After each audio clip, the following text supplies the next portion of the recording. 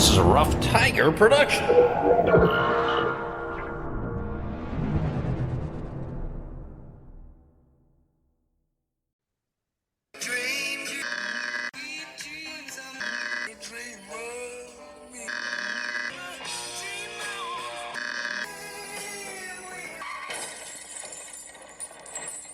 And you, and you, and you, and you were there.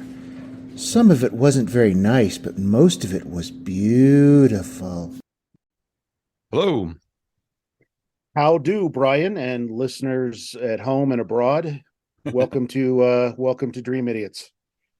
Yeah, welcome back, folks. Thanks for listening, and welcome back for another week of our special brand of insanity. We appreciate you listening and doing those things for us, liking and subscribing and sharing. We appreciate it. And you can follow us and check out our stuff at all kinds of places. And Bryan has the information for that, which are as we've said each week, we're on pretty much every podcast platform. So wherever you're listening to us, if you can shoot us 5 stars, that would be fabulous. Helps us climb the charts. Apparently, you can write us a review. That would be cool as well. You can email us at dreamidiotspodcast@gmail, and we're on Facebook as Dream Idiots and Instagram as Dream Idiots. So we're pretty much everywhere out there. So thanks for doing that stuff for us. We appreciate it. And the skinny is that each week we take turns telling stories, not taking stories, but telling stories. And we have a curse word of the week for you sandwiched in between that. And occasionally we do updates. And I do have one update for us, Bryan. Do you have an update this week? Because I've got I do one. not. Okay, my quick update is, you might recall, for those of you who are sporting enthusiasts, yesterday as this recording, Mr. Irrelevant. You might recall that Bryan brought up that word at one point, which describes the very last player taken in the NFL draft.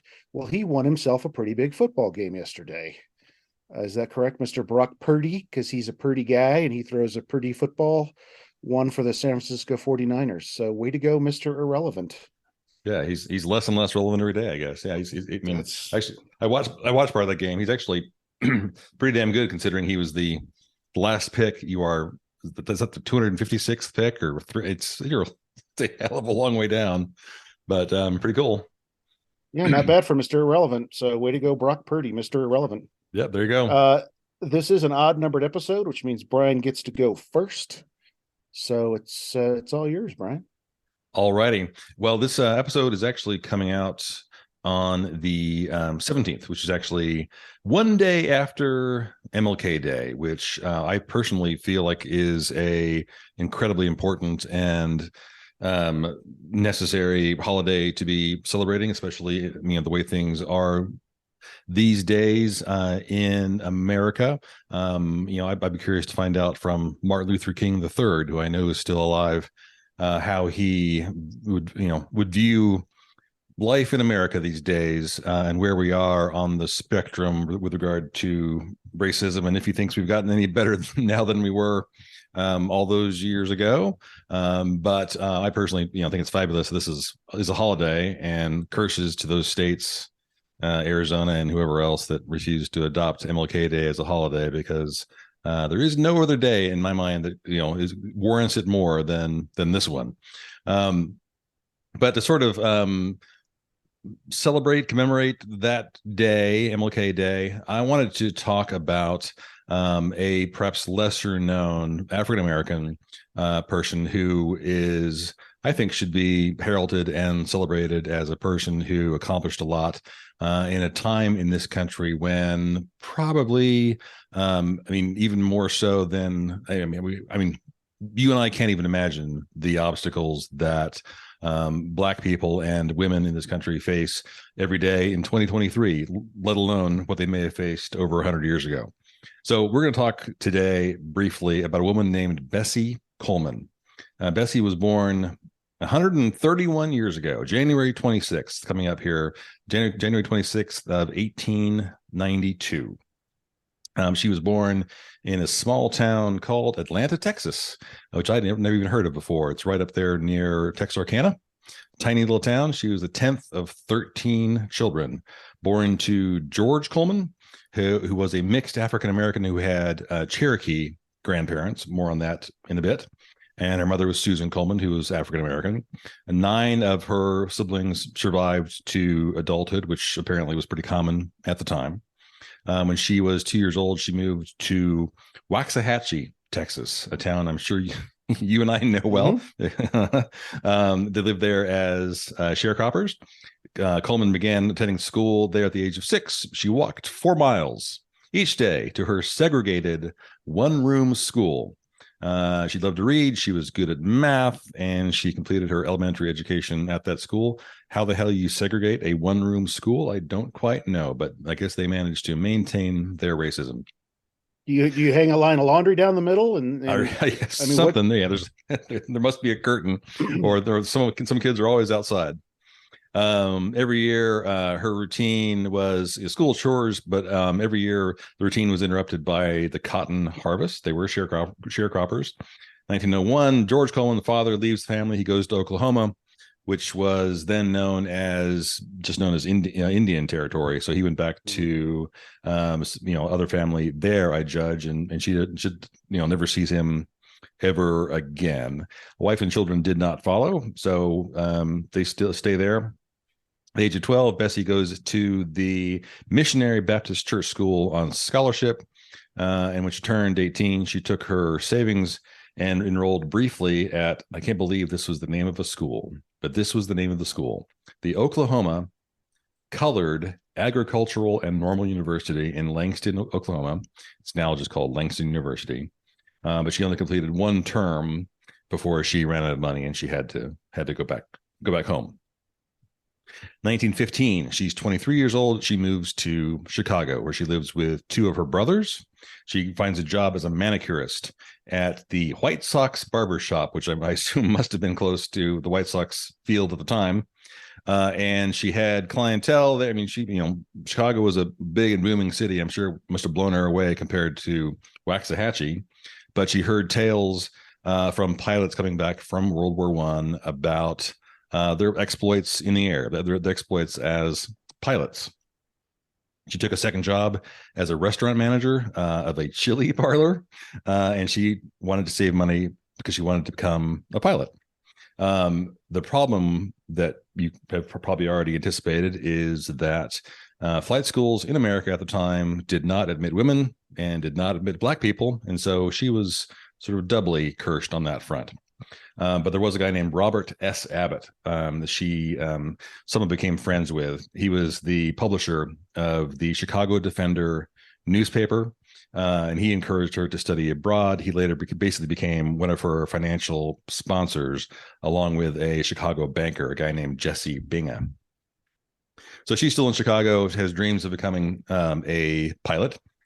She takes a French language class at the Berlitz Language School in Chicago.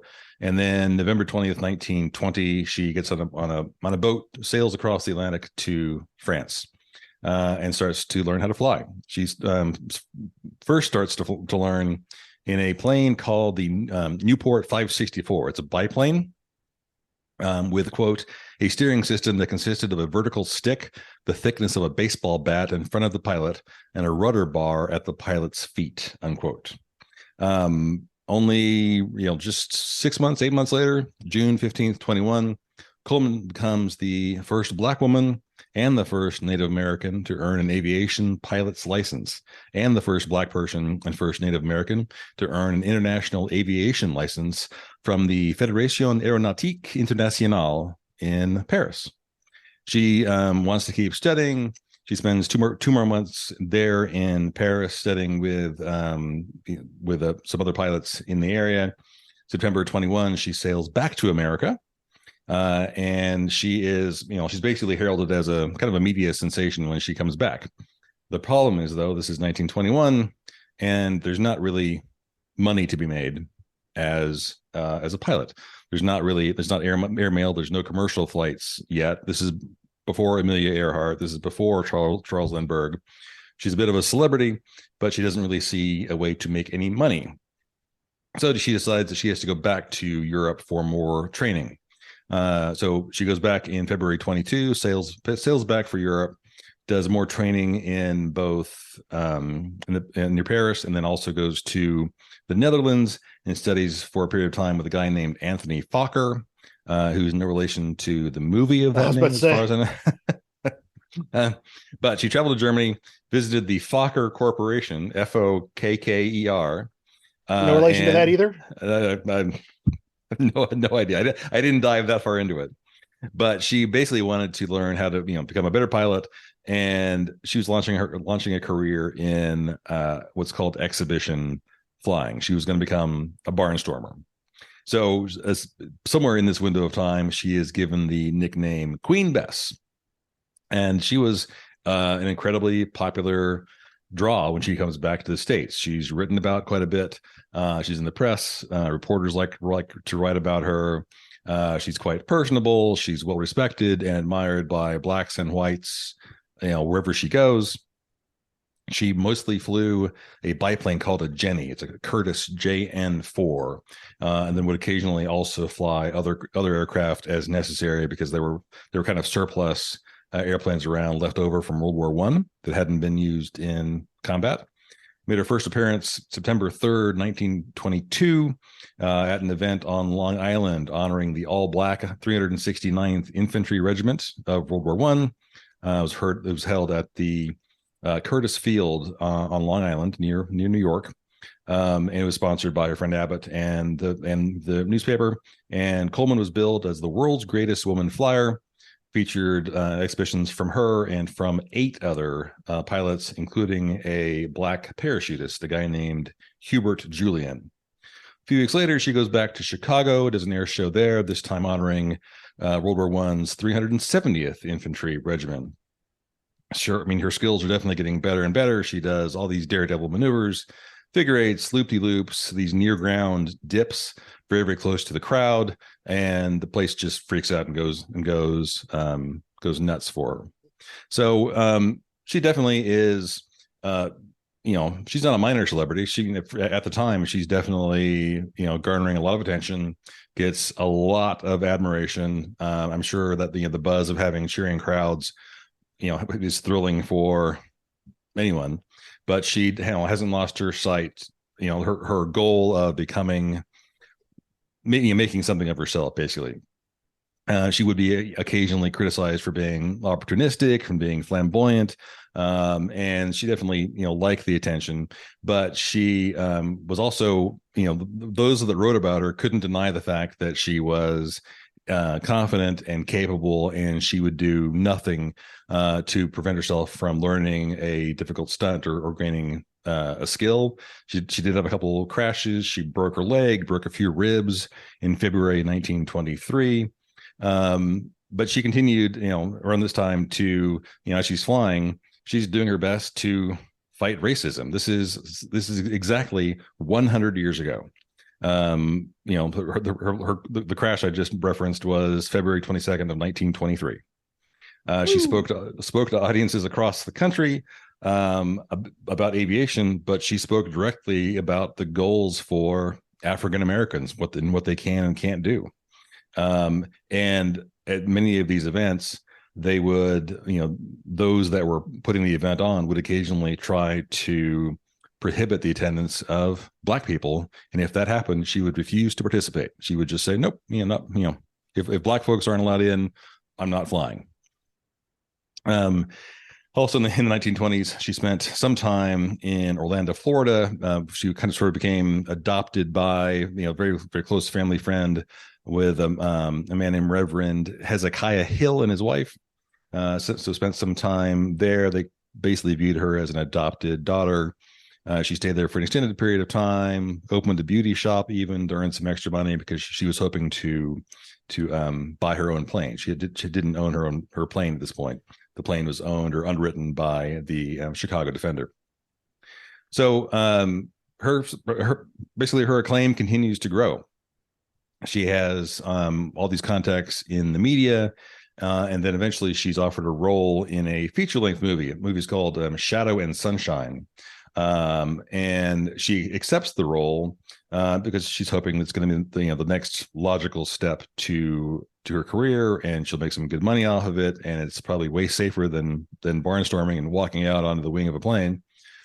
But she gets the script for this thing and realizes that the opening scene calls for her to basically appear as though she's a slave, sort of chewed up, beaten up clothes, hunched over, using a walking stick, has a pack on her back, and she refused to do it, even though it was clearly going to do great things for her. There was a newspaper writer at the time, a woman named Doris Rich, who wrote, quote, "Clearly, Bessie's walking off the movie set was a statement of principle.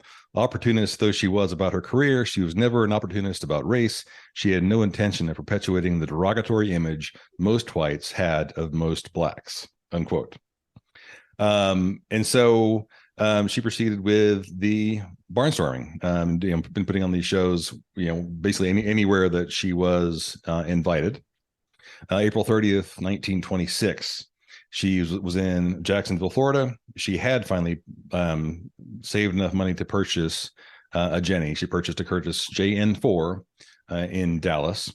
A guy named William Wills was her mechanic and a guy that basically handled her publicity. He was a pilot as well. He flew the plane from Dallas to Jacksonville in preparation for this air show. On the way, he had to land 3 times because of mechanical problems, and finally got the plane to Jacksonville. Her family was encouraging her to not use the plane until it had been like thoroughly scoped out, but she refused. The day before she was due to exhibit there in Jacksonville, she went up with Wills in the plane, and was basically just going to scope out kind of the lay of the land before the show the following day. 10 minutes into the flight, the plane takes a dip and goes into a dive because she was unbuckled, and she was, she's customarily was doing these tricks and would go out and sit on the edge of the wing and do crap like that. She wasn't buckled in. She was thrown from the plane, and she fell 2,000 feet to her death. Wills was unable to gain control of the plane, and he was basically in a nosedive. Plane crash, explodes on impact, and he is killed as well. The plane is scorched all to hell, but they did finally figure out that there was a wrench that was used to service the plane at some point in the process, and that wrench had jammed the controls. Coleman was 34 years old when she died. So she dies at 34, essentially right at 100 years ago. There are things that honor Bessie Coleman in Atlanta, Texas, where she was born. There's a public library in Chicago. There are roads at O'Hare International in Chicago. There's a roundabout leading to Nice Airport in the south of France. There are numerous Bessie Coleman middle schools, including one in Texas, in Cedar Hill. There's a Bessie Coleman Boulevard in Waxahachie. There is a fixed base operator, a company that basically handles baggage claim and operations at Gary Chicago International Airport. She was inducted into the National Women's Hall of Fame and the National Aviation Hall of Fame. And there was a U.S. stamp made in her honor. And later on this year, in 2023, Bessie Coleman is going to be honored with an American Woman U.S. Quarter with her face on it. So I think this woman is positively exceptional and amazing and little known. The reason I wanted to mention her, especially right on or around MLK Day, is because there was one other news item that came up just recently that sent me through the roof. January 3rd of this year, there was a young guy named Keenan Anderson, he happens to be the cousin of one of the founders of Black Lives Matter. He's a cousin of Patrisse Cullors. Keenan Anderson has a car wreck in Los Angeles. Details are sketchy, and you can choose to believe whichever version of the events you want to. But Keenan Anderson, 31 years old, he teaches English at a school in Washington, D.C. He's in Los Angeles. He has a car accident. He goes and seeks out police. And the incredibly short version is he is tased, pinned down, injured, because he is quote unquote resisting, taken to the hospital where he dies of cardiac arrest. And I just saw that and was like, what the actual fuck? I mean, it's that's why I would love to talk to someone like Martin Luther King III, or anyone who works in this movement who is African American, and ask them, what do you think? Where are we exactly? A few weeks ago, I brought up the story of Henrietta Lacks and the fact that she obviously wasn't heroic necessarily in her endeavors professionally, was badly taken advantage of, but she's being honored with a statue in Norfolk, Virginia, where a statue of Robert E. Lee used to stand. And I just continue to be flabbergasted by the fact that this shit just keeps fucking happening. Again and again and again. It's just, I don't know. So there you have it. I guess that's the sum total of my my story this week. My sort of additional caveat to this is, and I do this occasionally just to sort of reacquaint myself, but you and I are both straight white men in our 50s, and we'd probably do a better job than a lot of folks in terms of engaging in a proactive anti-racist stance.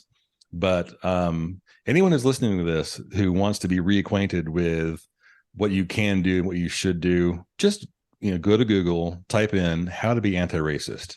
There is a bottomless pit of good information out there by a whole host of writers who will kind of, it's good to have that, I think, as the occasional touchstone. Like, what can you do? What can't you do? What should you do? How can you be an advocate? How can you be seen in the right way so that people know your stance? Because it just seems like there are so many folks with this problem, or I guess any problem, who plug their fingers in their ears and just say, not my problem. I'm a straight white guy. Who gives a shit? But the whole thing just makes me livid. Yeah, it's, I think in situations like ours, it's be a good ally, make space for others to speak, and get out of the way. Sometimes, right. Just hell of a story though, about a hell of a lady. And I used to think that our alma mater was the best thing to come out of Waxahachie, Texas, but clearly not. Right. Yeah, I've heard the name before, but I didn't know the intricacies of her story. That's a great story you just gave us, Bryan, of Bessie Coleman.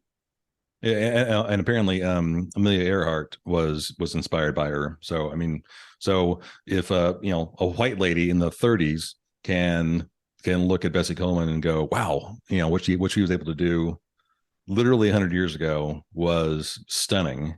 Why aren't we looking at her the same way now? I don't get it.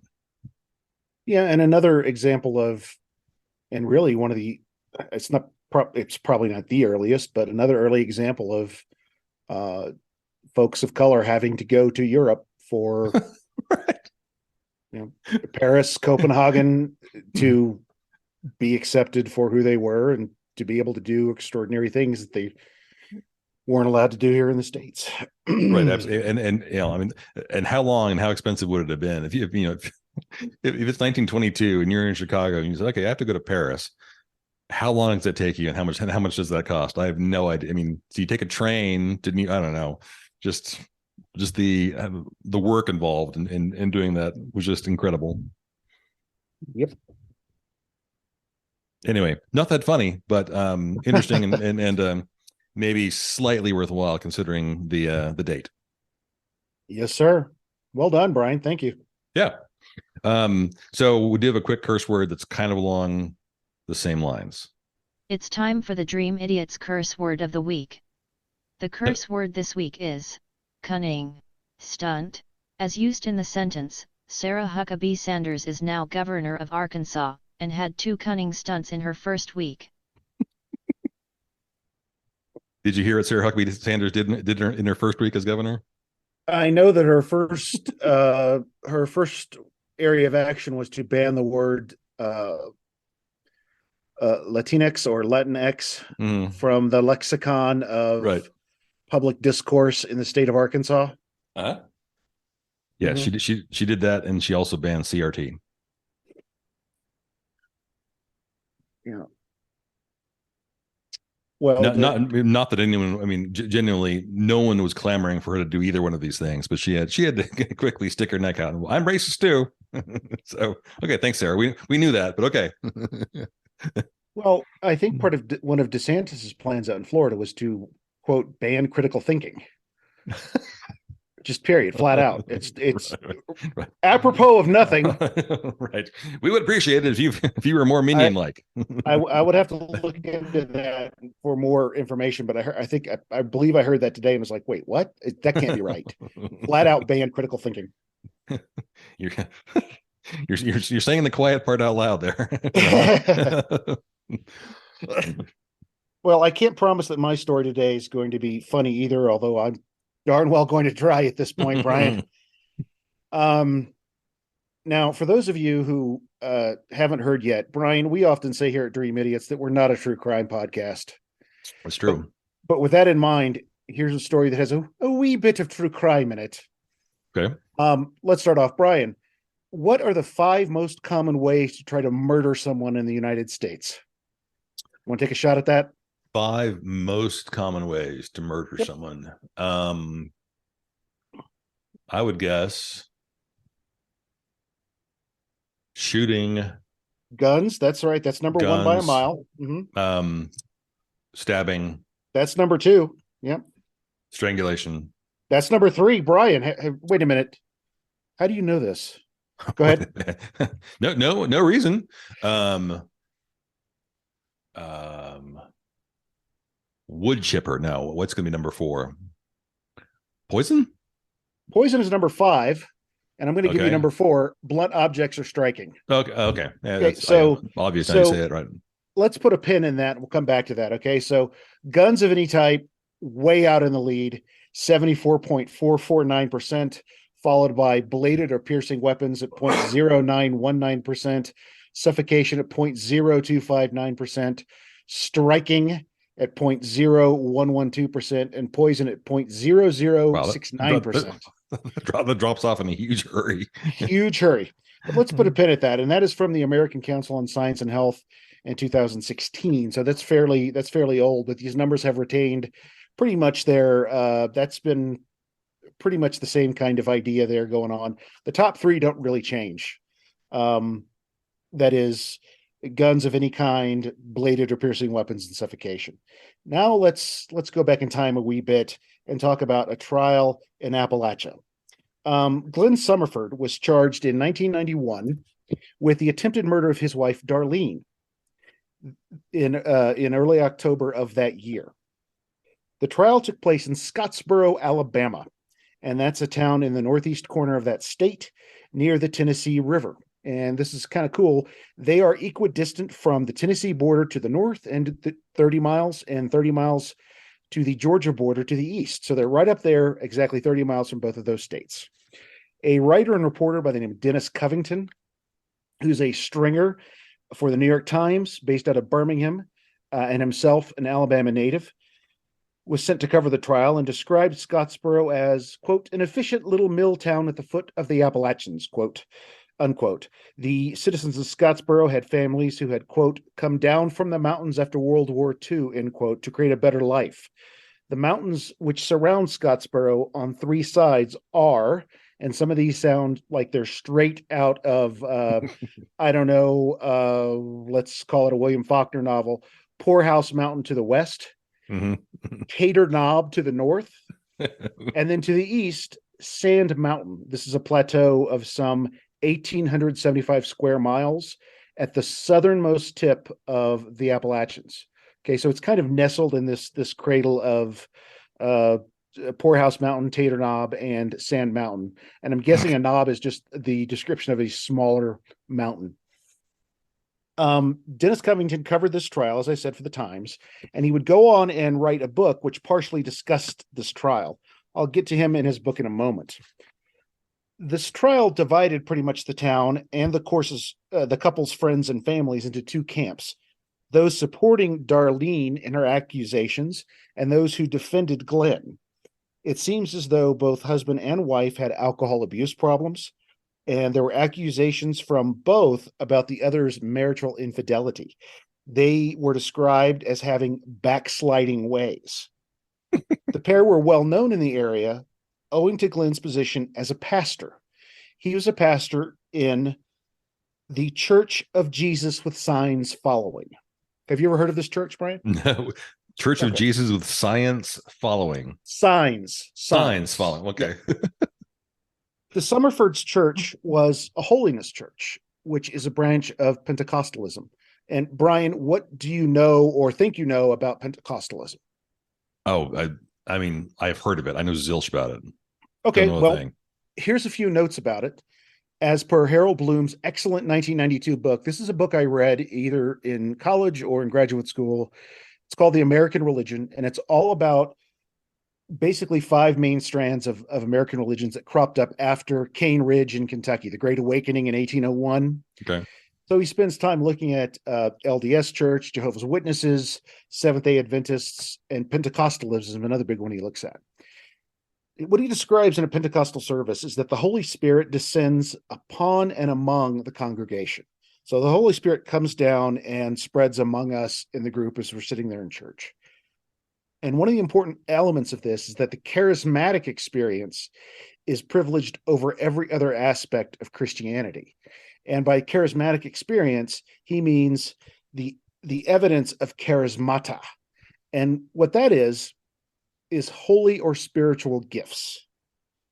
So we're not talking about charisma necessarily that, hey, how you doing? Ladies. Ladies. How are you? Where are you from? Charismata like stigmata.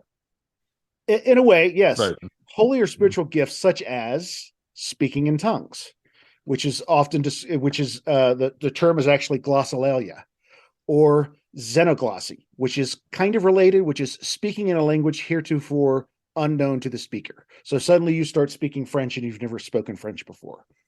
And Bloom points out that there are loads of examples of, you can go to any Pentecostal church and hear people speaking in tongues, but there is, to his knowledge, in 1992, and he's a pretty knowledgeable dude because he's written a lot about religion, there's not any documented aspects of xenoglossy that he knows of actually occurring. But there's also faith healing, touch healing, being slain in the spirit, and prophecy that also come out of this charismata, the holy or spiritual gifts. He also goes out to point out that Pentecostals are not necessarily the most right-wing among all American religionists. They are, however, what he calls the most spiritually extreme. The most spiritually extreme. And that's going to be important. He also points out that at the time, and this is in, I did turn to Wikipedia for some numbers on this, there are 740 recognized denominations of Pentecostalism. Jeez. 12.8% of the world's Christian population are some form of Pentecostals. The biblical pronouncement that a lot of Pentecostals use primarily in the pronouncement of charismata comes from 2 main Bible passages found in the Gospels of Mark and Luke. Mark, and I'll quote here from the book of Mark, chapter 16, verses 17 and 18. And these signs shall follow them that believe. In my name shall they cast out devils, okay, being slain in the spirit. And they shall speak with new tongues. They shall take up serpents. And if they drink any deadly thing, it shall not hurt them. They shall lay hands upon the sick, and they shall recover. So there's the faith healing, right? That you can lay on hands and heal someone. The glossolalia, speaking in tongues. And then we have another element here. The drinking of strychnine can often be seen as part of this service as well. I suspect that it's a combination of low dosages of strychnine that has been diluted in something else, and that it's long-term exposure to it where it's a little bit taken over a long period of time, being slain in the spirit, and a brief mention of they shall take up serpents. Snake handling, right? From the book of Luke. Behold, I give unto you the power to tread on serpents and scorpions, and over all the power of the enemy, and nothing shall by any means hurt you. So, and that is from chapter 10, verse 19 of Luke.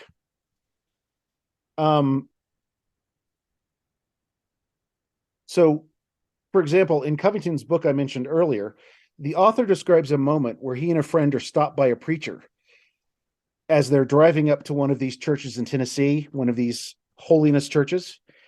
The preacher asks Covington, and I believe a photographer he was with, he asks if they have any snakes in their car. And Covington tells him they don't. And the preacher responds, "What? You mean to tell me you don't have any rattlesnakes in your car?" Covington says, "No, sir." And the preacher's absolutely shocked. "What's the matter with you boys? Are you crazy?" He's talking about using snakes in the services. Right. And you use the shield of faith to protect against the venom. So, given what I just talked about, Bryan, how do you think Glenn Summerford tried to kill his wife on those nights in October of 1991? Threw a snake in her bed, Very close. or strychnine in her iced tea. One of the two, or both.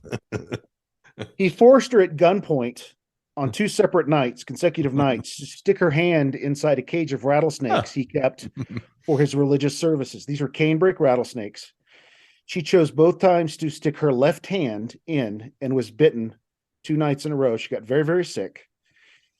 And spoiler alert, for those of you who haven't followed this trial or don't know it, it's a very small portion of Dennis Covington's excellent book. She survived. Glenn was tried, found guilty, and sentenced to 99 years in prison for attempted murder. There are perhaps, again, this is from Wikipedia, there are 125 or so churches in North America, and by North America, this has had a resurgence in Western Canada. Churches in North America where snake handling is the part of a service, with about 1,000 to 5,000 members. So what Covington did next was he wants to write a book about these churches of signs and wonders, is another term they use, signs and wonders. He does this out of a disconnect of his own personal past. Covington's family tree, as far as he's concerned, only goes back 2 generations, his father and his grandfather. He knows nothing about the Covington name or where his family comes from. So he starts digging into his own family tree, and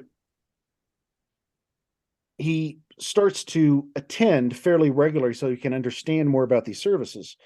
He drives all over Appalachia to attend these services. He goes to Alabama, Tennessee, Georgia, drives up to West Virginia to attend these services, where a lot of the same people are driving hundreds of miles every weekend to go to a single service for this. And what he finds is that his family, quote, came down from the hills just like so many others. His group of the family tree settled in Birmingham, while the other branch of the Covingtons headed towards Shiloh up in Hardin County, Tennessee, kind of in the southern central part of the state. But what these 2 branches of his own personal family tree have in common is that they both come from a line of snake handlers. So Covington begins his emergence into what he calls this old religion, first as a spectator, then as a writer, then as an actual participant. And he has a terrific passage where he describes what it's like to witness someone handling these snakes. And I'll leave the rest of the story of Dennis Covington's attempt to reconnect with his family's past in a recommendation of his excellent book. It was a National Award finalist from 1995, a book called Salvation on Sand Mountain. It's a fantastic look at American religion and of what this man tries to do in reconciling his own past. So what starts off as a murder about a crime turns into something very, very different. And I'm going to send you a picture real quick here, Bryan. And just I want you to kind of describe what you're seeing to the listeners there. Does it come through? Nothing yet, huh? It is. Okay. Wow. Yeah, that's a big snake, huh? Yeah. So it's this looks like it's a screen grab from like a Boris Karloff movie. It's black and white of a woman, eyes closed, looking up, apparently in prayer, with a snake in her hands that is 3 or 4 feet long, couple 3 inches in diameter, big ass snake. No, thank you. Yeah, he and his photographers do a good job of capturing the moment of spiritual ecstasy when these folks are handling these snakes. I'm not sure what happens, but something happens. Mm-hmm. And I know that's my go-to phrase, but he asks these folks flat out, because he goes to some services and he finds that someone died the weekend before. He's like, well, what happened? And it's just, well, they weren't strong enough in the spirit. Right. I mean, that's the price you pay when you go into Right. this, and you don't have a strong enough shield of faith when you go into this. It's a very serious thing to handle snakes. And they say this with the ultimate sincerity and seriousness. It's not a joke to them. And it's just a fascinating look at something that again, you and I have never, because you grew up Presbyterian. Right. Yeah. Right. I grew up Methodist. Dennis Covington grew up in a Methodist church. That's how he was raised. And he said, and his was a slightly more evangelical Methodist church. But, I'm looking at the old church I used to attend, the United Methodist Church. They're about to undergo a split. Right. Right. With the sure. global Methodists, because they don't like the way that the United Methodist Church is is allowing gay pastors and Right. the women pastors and so forth and so on. So it's not like these old religions and old ways ever go away. They're always still there under the surface. And I've read Salvation on Sound Mountain 2 or 3 times now, maybe even 4 times now. It's just a great exploration of this part of our American past that he ties into the poverty of the South after the Civil War, the identity that's missing out of the Civil War. And it really resonates with what has been going on basically the last 20 years, as we've seen this disconnect with the American South and Trumpism and all kinds of things, because Oh, wow. undercutting this idea of what this church has in common is kind of a grievance, that they are the misunderstood. They are the outcasts. They are the one against whom the world is basically trying to destroy in some way. And there's a certain melancholy to it and a certain kind of sadness. But it is a fascinating book. And there you have it, a story that I'm calling Signs Following, and a book I highly recommend.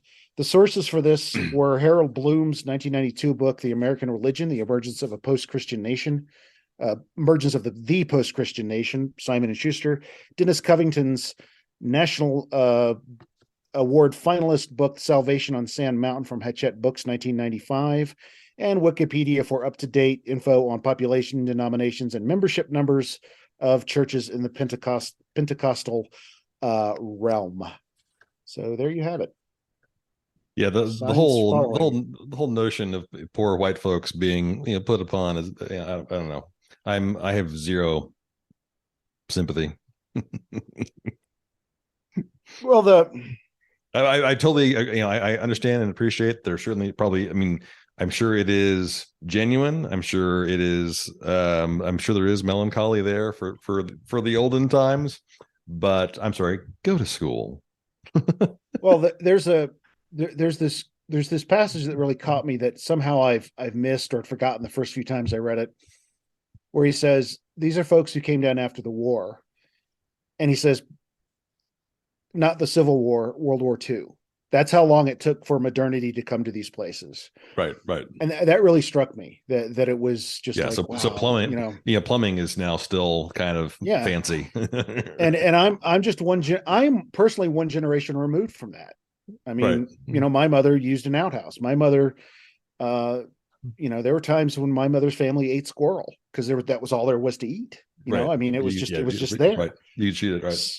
So, I don't know. There's just something really fascinating about that element of it that being said, there's no way in hell I would ever pick up a snake, because Was growing up, it's like there's a sound when you hear a rattlesnake burr in the wild. Oh yeah, I've That's definitely a sound it's one of those sensations. It's like when you bite into a sour persimmon for the first time.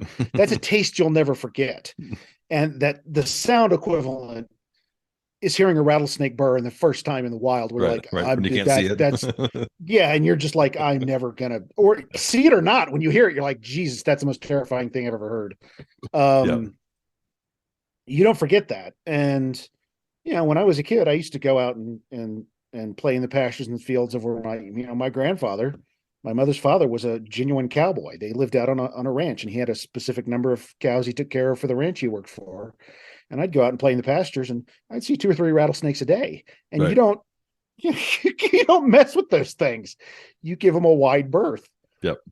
And I'm not about to follow and there's some passages in the book where he describes people literally rolling their feet on top of these rattlesnakes, because you can tread on scorpions and rattlesnakes. And it's just absolutely fascinating and horrifying to me. Getting back to that discussions we had about awful, right? Full of wonder and fear at the same time. Just like, oh my God, how can you do that?